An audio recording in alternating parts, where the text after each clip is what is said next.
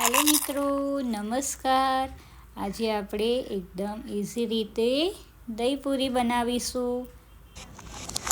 સૌપ્રથમ આપણે આ રીતે પૂરીને કટ કરી લેવાની છે.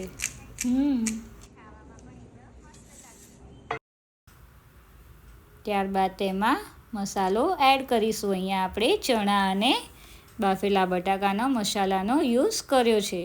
ત્યારબાદ થોડીક તેમાં ઓનિયન એડ કરીશું.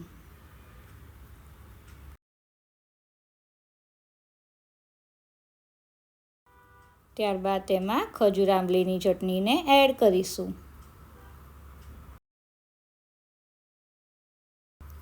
થોડીક ગ્રીન ચટણીને એડ કરીશું.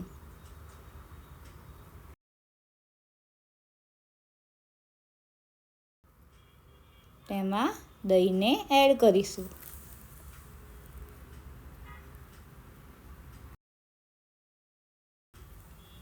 અને સેવને આ રીતે સ્પ્રિંકલ કરી દેશું. એકદમ જલ્દીથી બની જાય છે દહીં પૂરી. સેવનું પ્રમાણ આપણે વધારે જ રાખવાનું છે. ત્યારબાદ તેમાં ફરીથી ઓનિયનને સ્પ્રિંકલ કરીશું અને થોડી કોથમીરને સ્પ્રિંકલ કરીશું. થોડોક ચાટ મસાલો સ્પ્રિંકલ કરીશું અને આપણે પૂરીને સર્વ કરીશું. બની છે ને એકદમ મજેદાર, જોતાં જ મોઢામાં પાણી આવી જાય તેવી. Thank you. Subscribe my channel and join Cooking with Disha. Wow!